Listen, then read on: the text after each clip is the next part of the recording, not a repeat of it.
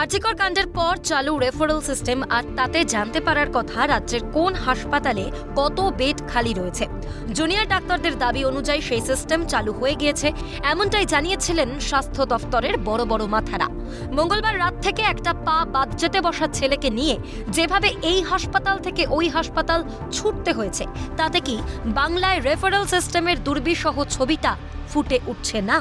শ্যামনগরের বাসিন্দা অবিনাশ মাঝি একটি কোম্পানিতে ডেলিভারি বয় হিসেবে কর্মরত। বাইক চালিয়ে ডেলিভারির পথেই লরির সঙ্গে দুর্ঘটনা।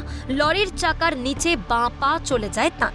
অবিনাশের বাঁ পায়ের অবস্থা দেখলে রীতিমতো চমকে উঠতে হয়। এমন সিরিয়াস ইস্যু নিয়ে ব্যারাকপুরের বিএন বসু মহকুমা হাসপাতালে নিয়ে যান স্থানীয়রা। তারপর সেখান থেকেই শুরু রেফারের পালা। ছেলেটার অ্যাক্সিডেন্ট হয়েছে লরির সাথে। লরিটা এখন থানায় আছে, ধরা হয়ে গেছে। তো ওখানে বিএন বোস হসপিটালে ফার্স্টে নিয়ে যাওয়া হয়েছিল, তারপরে ওখান দিয়ে ট্রান্সফার করেছে তোমার ব্যারাকপুরে একটা সরকারি হসপিটালে। এবার ওখানে একটু দেখার পর ওরা বলছে আমাদের এখানে হবে না, তুমি এখান দিয়ে নিয়ে যাও আরজিকর।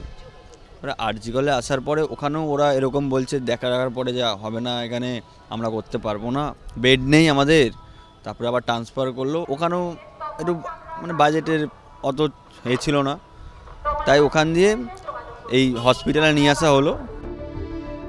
এদিকে তখন যন্ত্রণায় কাতর হয়ে ছটফট করছেন অবিনাশ। সারা রাত শুয়েছেন যন্ত্রণা, কিন্তু সারা রাত কোনো সরকারি হাসপাতালে তাকে বেড দিতে পারা যায়নি।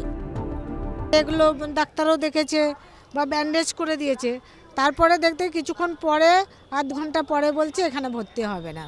তা আমরা বললাম যে তাহলে এই যে 4টের পর থেকে 6টা, 6:30, 7টা বাজলে এই টাইমটা কে দেবে? এখন আপনি টিকিট করতে গেলে তখন বললেন সিট খালি আছে, এখন আপনি বলছে সিট খালি নেই।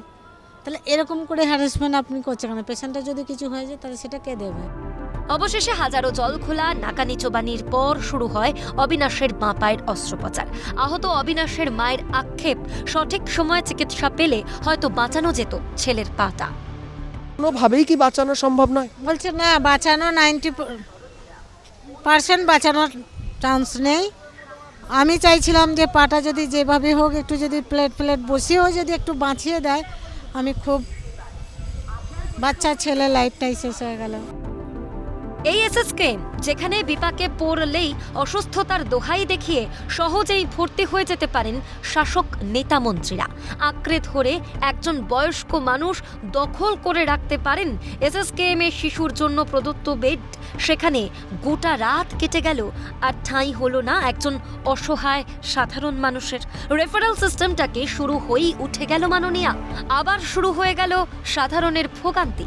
প্রশ্ন বিরোধীদের, এখানেই প্রশ্ন উঠছে, যদি বেড না থাকে তাহলে আগে ভাগেই জানানো হলো না কেন?